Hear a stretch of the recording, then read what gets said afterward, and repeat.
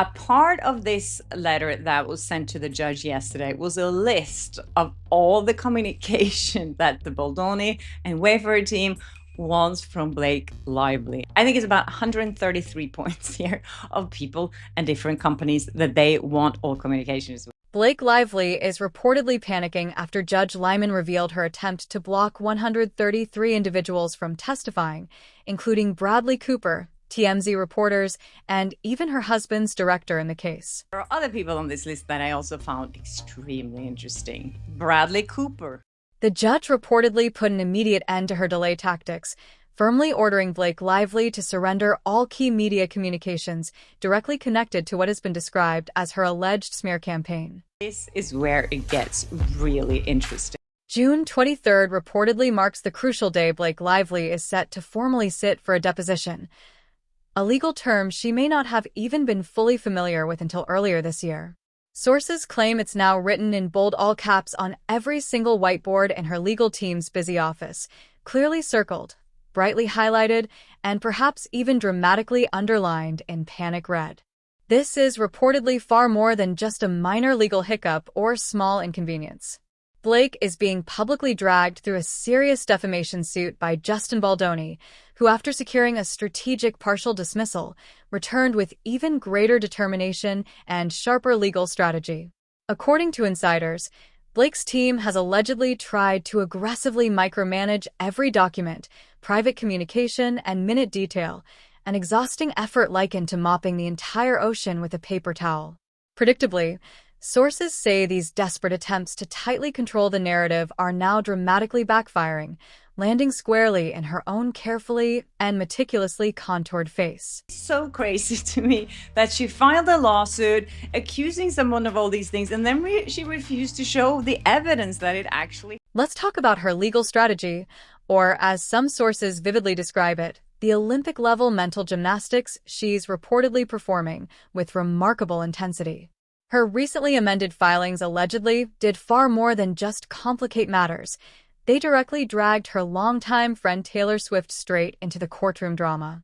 Reports claim Blake Lively literally submitted official paperwork naming Taylor as someone with critical and relevant information regarding everything from the said environment to creative input, and even the alleged smear campaign referenced in the lawsuit. Then, sources say, she turned around and bizarrely requested a protective order to prevent those very same communications from being disclosed. Wait, what? Said that Taylor knew relevant information about misconduct on the set and was able to provide information about emotional distress and the damage that it caused her. You don't get to name someone in a lawsuit and then act shocked when the other side wants to question them, especially when, according to sources, you've been waving Taylor Swift's name like a flag at every single promotional event. Yet, reports claim Blake's team allegedly tried to argue in court that these texts were completely irrelevant. Irrelevant. Sources point out that she literally stated Taylor was there, shoulder to shoulder, through all the drama. The narrative, insiders say, leaves only two possibilities. She's either lying now, or she was lying then. You simply can't spin both versions and expect it to go unnoticed. And as some sharp observers note, she's no longer starring in Gossip Girl. A lot of talk about these text messages between Blake Lively and Taylor Swift. Blake Lively is still refusing to show them to Brian Friedman and Justin Baldoni's. Now things reportedly got even messier. Sources claim Wayfair refused to accept the nonsense and came armed with receipts, emails, timelines, and other concrete proof, showing that Blake Lively had amended her disclosures after public statements about the case began escalating. To make matters worse, insiders say her team abruptly canceled a scheduled meet-and-confer call with Wayfair's lawyers and instead rushed to file that protective order. According to keen observers, that's not a legal defense, it's textbook panic. Sources say Judge Lyman reportedly looked over the chaos and seemed to silently convey, "You think I'm stupid?" Apparently, Blake assumed the court would simply go along with her theatrical performance. Lyman's big argument for seeing those text messages is that he thinks that in those messages there are communications where the two of them are talking about what's going on the set of it. And speaking of performances, Sources say Blake Lively's biggest act yet is the complete blackout on evidence. Brian Freiterman, Baldoni's attorney, reportedly submitted a 78-page document detailing all the information Blake is allegedly refusing to produce.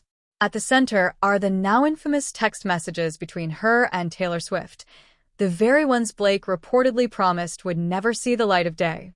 Her excuse: that Baldoni's team had already seen them. Sources say both Baldoni's team and Taylor's representatives have explicitly stated that no messages were ever handed over.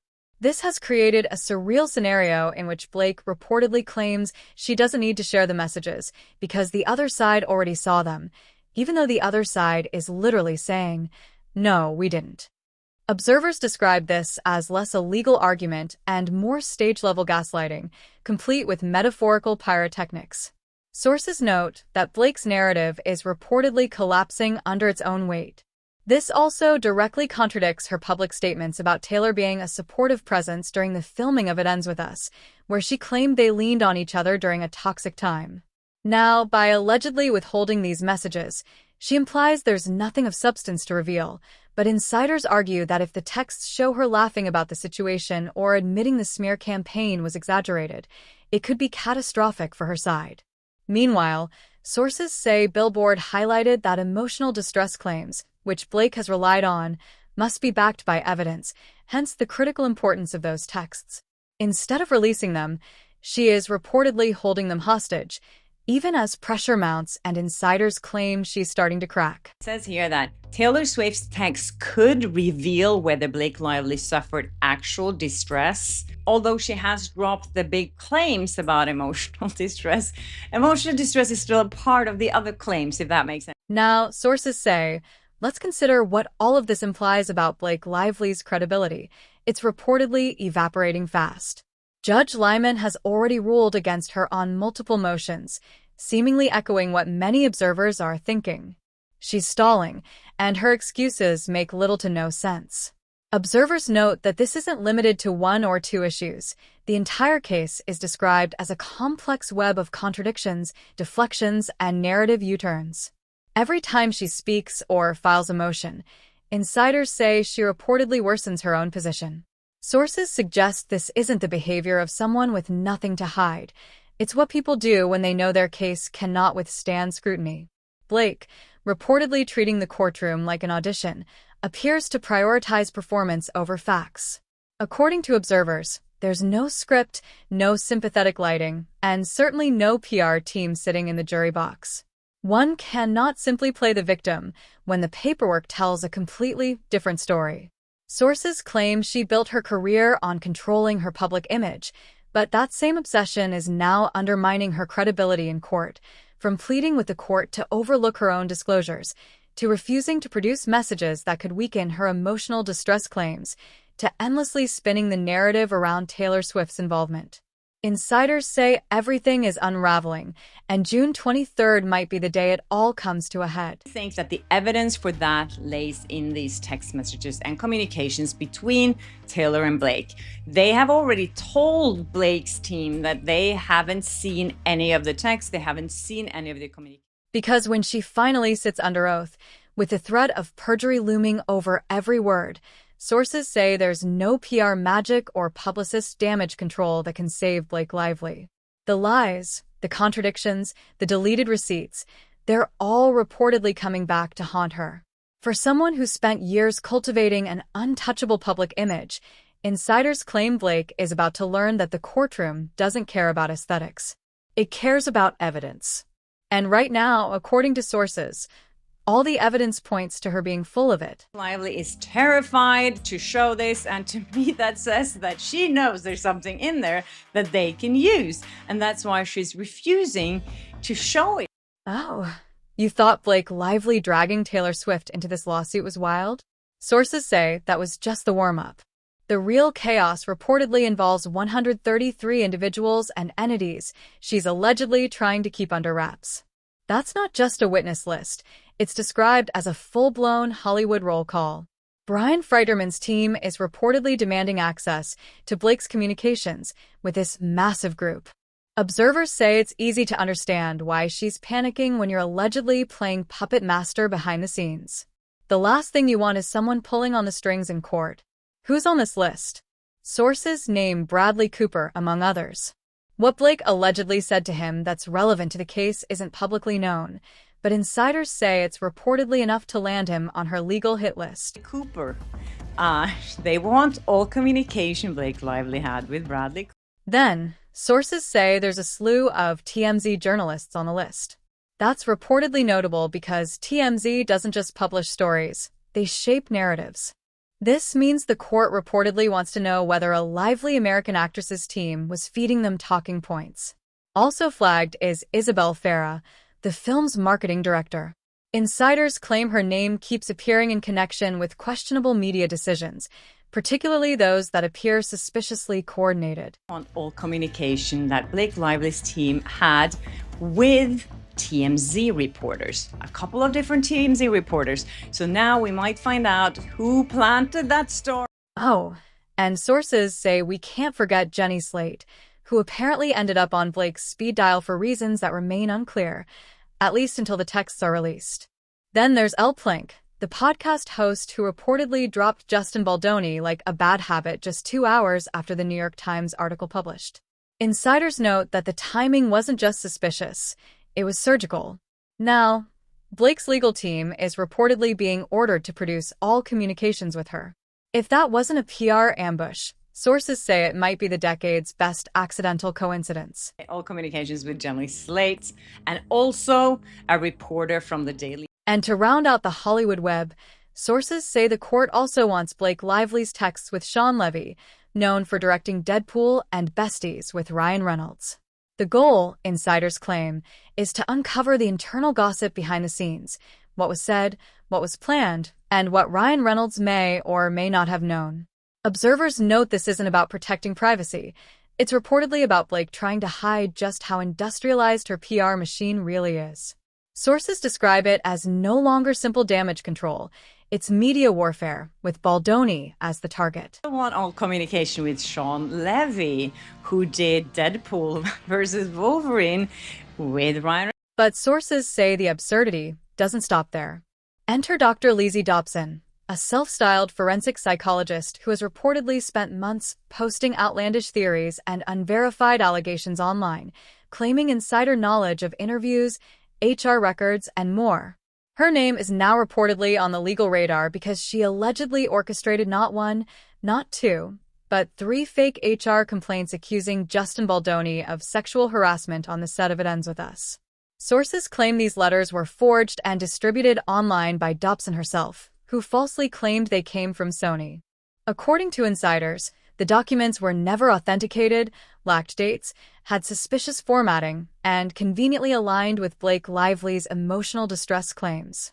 Observers note that it doesn't take Sherlock Holmes to connect the dots, and sources suggest Judge Lyman is likely doing exactly that. There were so many filings, so many letters to the judge. This judge must be so annoyed at this point from both parties sending motions back and forth. Anyway. Sources say the absurdity surrounding Blake Lively's legal strategy keeps escalating. Now, the court is reportedly asking a simple but devastating question. Was Blake's team coordinating with Dr. Lizzie Dobson to prop up fake allegations and smear Justin Baldoni in public? If even part of that is true, insiders argue this moves beyond emotional distress claims into evidence tampering and deliberate fabrication, all allegedly designed to make her lawsuit appear legitimate. Observers describe it as a scorched earth strategy gone wrong, with potentially nuclear blowback for any remaining credibility she has left. Then came the ruling on June 18th, which reportedly wasn't the kind of news Blake wanted pinned on her wall. According to sources, Wayfair's motion to compel was granted in part, denied in part, but the parts that passed were brutal. Blake now allegedly has to hand over all communications with reporters and content creators, the very people she previously accused of orchestrating a smear campaign against her. Insiders point out the irony. She claims to be a victim of targeted PR sabotage, yet the court reportedly wants to know if she was scripting the narrative all along. Sources note that the court didn't just poke holes in her smear campaign theory, it brought what observers describe as a legal chainsaw. Judge Lyman reportedly reminded everyone that opinion-based criticism is not defamation, emphasizing that unless someone lied with clear malicious intent, expressing negative opinions is protected free speech. That means all those hurt feelings Blake has been publicly crying about, insiders claim, don't hold up in court. If people online said mean things without breaking the law, sources say she can cry in a Versace robe all she wants. It won't amount to a winnable case. Another major development: Ryan Reynolds is now officially out of the case. The court reportedly dismissed all claims against him, which insiders say prevents Blake from dragging him into discovery anymore. Attempts to pull him back were denied, leaving her solely responsible for defending her claims. Observers describe her legal tactics as a straight-up clown show, noting that she allegedly tried blaming anonymous insiders for quotes Wayfair Studios used in filings, as if the judge would accept that mysterious sources whispered secrets into the wind. Sources report that Judge Lyman responded essentially, "If you don't want this in court, stop putting it in the press." Observers emphasize that Blake has been using the media as her personal megaphone while publicly whining about being the target of unfair coverage, a move insiders describe as hypocrisy wrapped in contradiction and sprinkled with bad acting. Reports indicate the judge directly called her out for wasting time and creating confusion, making it clear that her strategy isn't legal, it's theatrical. According to sources, she isn't trying to prove anything. She's allegedly throwing glitter at the courtroom, hoping to distract the judge, but observers say he sees right through her, as does anyone paying attention. At this point, insiders argue Blake's entire defense looks like a Pinterest board of failed manipulation tactics. She reportedly tried dragging Taylor Swift into the mix, which backfired. She allegedly relied on fake HR complaints, which blew up in her face. She blamed reporters, content creators, her husband, and unnamed insiders. Sources say none of it worked. Observers note that the only person left to blame is herself. Sources claim that if she hopes the situation goes away quietly, she's in for a rude awakening because the courtroom doesn't recognize plot armor. What she has accomplished, insiders say, is exposing just how desperate she is to avoid the truth.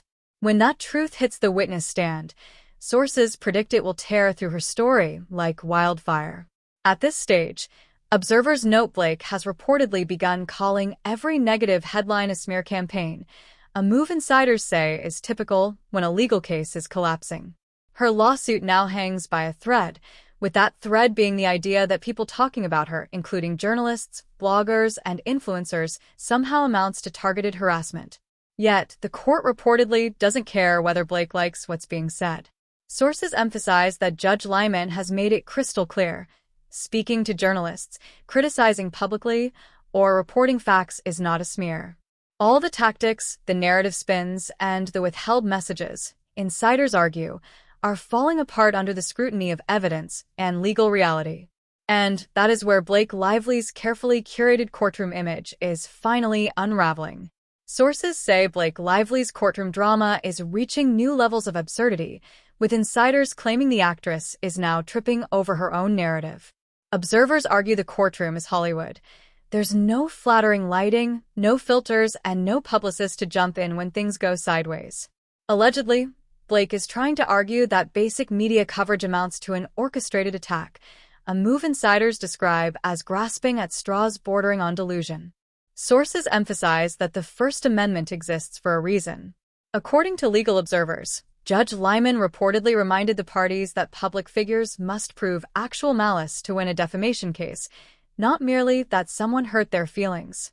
Insiders suggest Blake's team seemingly treated the courtroom as if it were a fan club, yet Wayfair's attorneys reportedly called it exactly as it is: an attempt to silence criticism by labeling anything less than glowing coverage as harassment.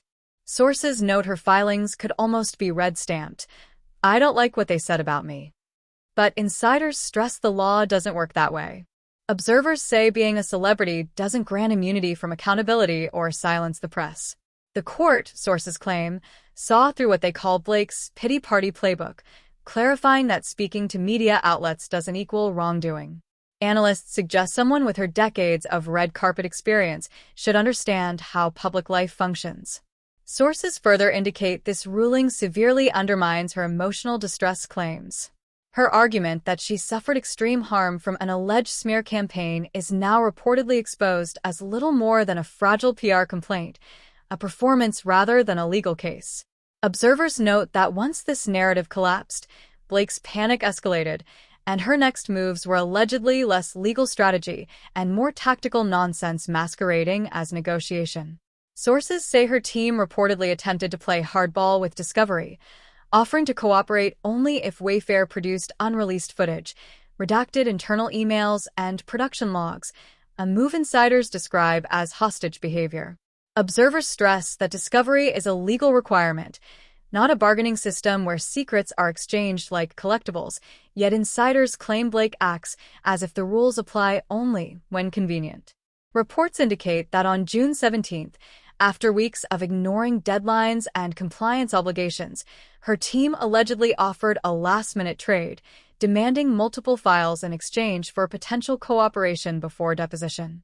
According to sources, Judge Lyman immediately labeled this tactical confusion, with insiders emphasizing her strategy as pure chaos dressed to look like legal resistance.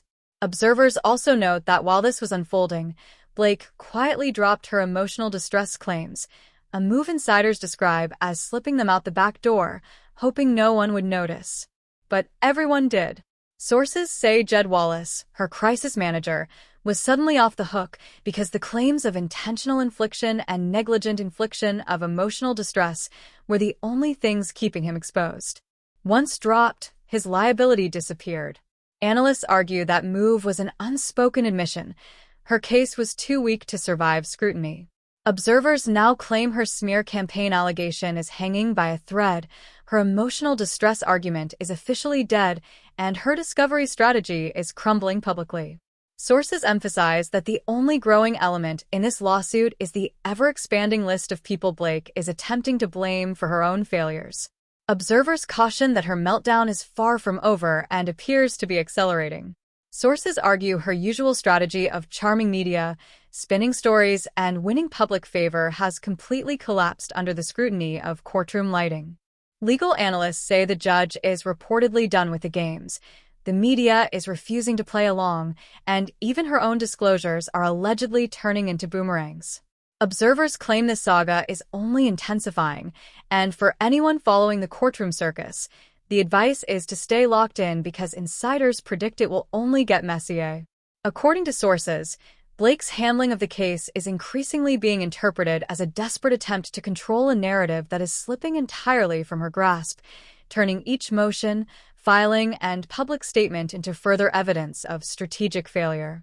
Experts note that her legal tactics, once described as theatrical, now appear reckless, with her own actions fueling the collapse of her credibility in front of Judge Lyman. Observers maintain that this ongoing unraveling demonstrates a consistent pattern. The more Blake tries to assert control over media and legal outcomes, the more evidence mounts that her courtroom performance cannot substitute for actual proof, and each failed maneuver only magnifies the fallout for her reputation, claims, and overall legal position.